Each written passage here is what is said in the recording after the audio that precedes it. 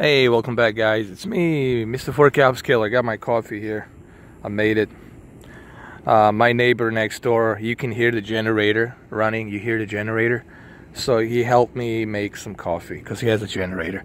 He only uses the generator for the emergency purposes, you know, to fill up the batteries and make coffee and keep the fridge cool, all the drinks cool. So he's got the generator. Lucky me that he's got the generator. It's a courtesy of my neighbor, Mike.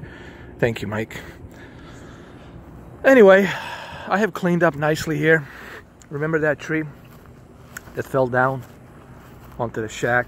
I cleaned up most of the stuff. I cut out everything, all the trees, branches, pile them up together, threw them out. They're right next to the road, just waiting for the city to pick it up. So this one I'll have to use a chainsaw just to cut it out, put it into pieces. Of course, that net needs to be replaced around the pool. But look, I got lucky, man. It could have been a hell of a lot worse. There's the one branch tree down there that's also broken up. Still no power. It's September 13th. It's the third day without power, no power. Actually, it's a fourth day since Sunday morning, so 4 days. This is the fourth day, 4 days without power. It's understandable. Look, this is the way it works. According to Florida Power and Light, what they're basically saying is they're doing it by priority. So they're first fixing the hospitals, the emergencies, shopping centers, police department, fire department, government facilities, shipping departments, you know, like U.S. mail, stuff like that. The priority stuff, okay? They're doing priority.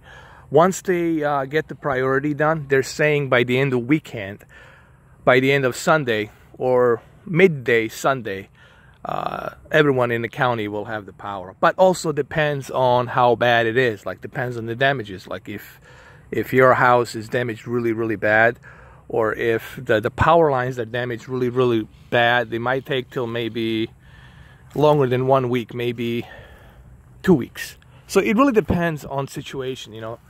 Depends on how lucky you are. I mean, and you also have to keep in check, there's still 4.4 million people without power.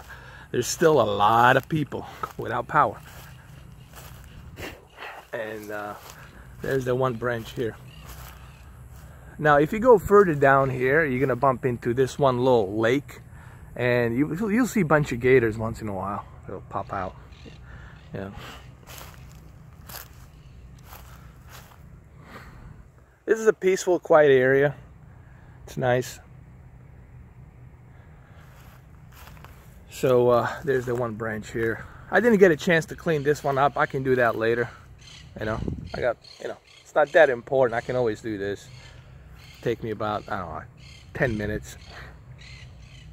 But most of all, I got cleaned up okay. This here I'll be cleaning up soon as well when I get a chance, you know.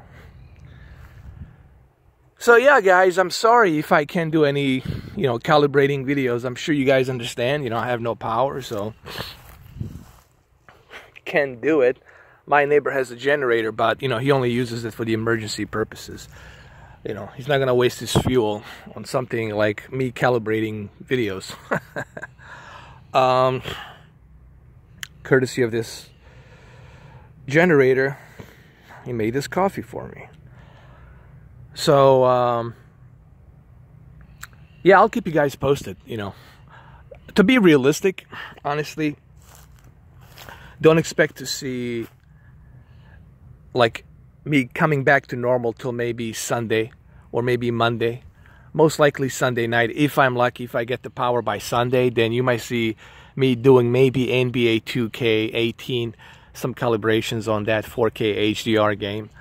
On that Vizio M55, and then Vizio, not Vizio, Jesus Christ, the TCL P605, and my Samsung 8,000. I almost forgot the model numbers of my TVs, man.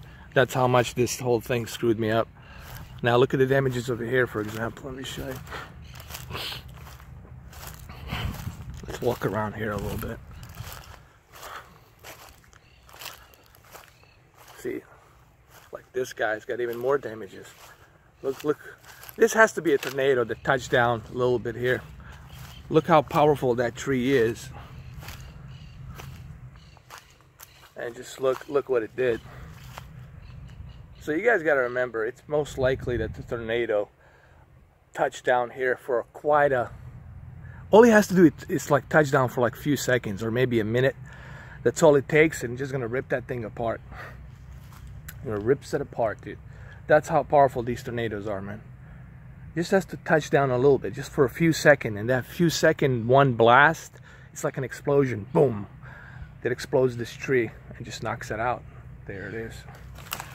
You can see right there.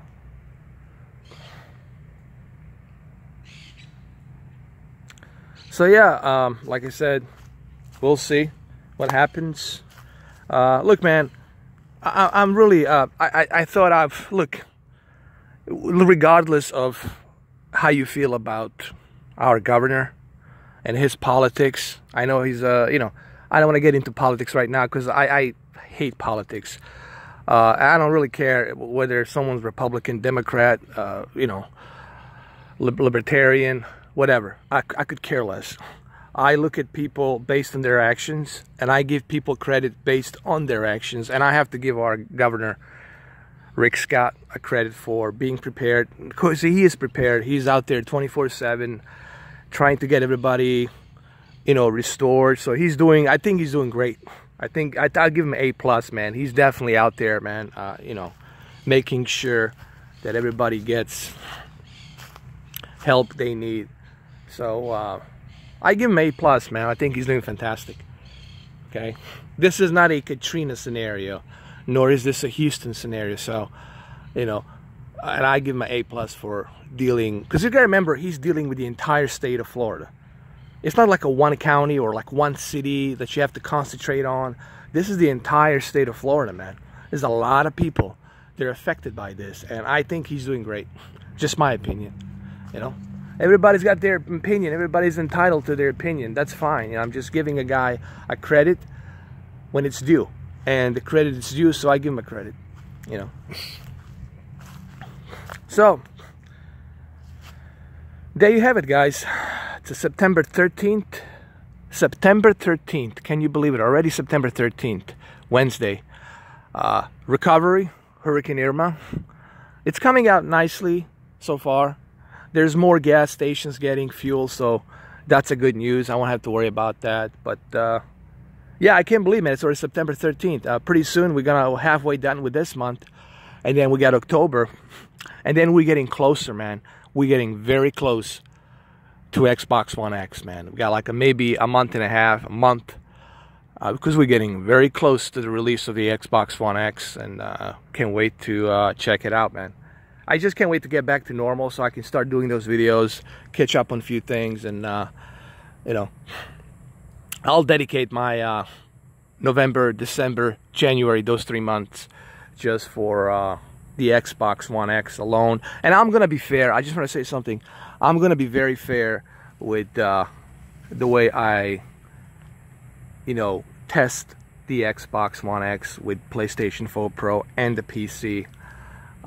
I'll be fair. I'll try to give it as fair test, unbiased, fair tests, comparisons as possible.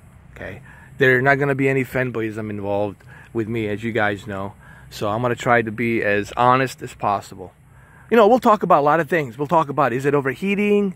Is it getting too hot? Like, how does it work? We'll test everything on the console. We're going to see the loading times, everything. Everything will be tested. You know, we'll check all of it. You know, I mean, the apps, how fast they're loading, all of that stuff will be tested, man. Step by step, you know. All right, so that's it, guys. That's the end of the vlog right here. September 13th, Wednesday. It's Mr. 4K.